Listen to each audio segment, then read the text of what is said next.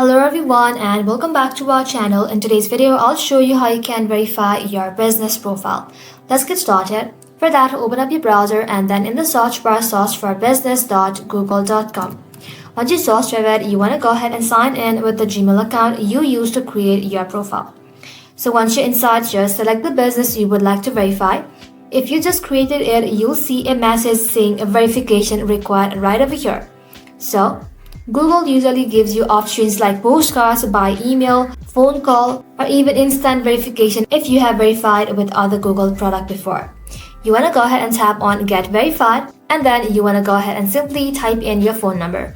Once you have done that, follow the on-screen instructions, enter the code you get by postcard, phone, or email, and hit Submit. Once verified, your Google info will go live across Google searches and maps. That's it. Your Google business profile is verified and visible to customer. Thank you all for watching. If this video was helpful, don't forget to like and sub, and I'll see you in the next one.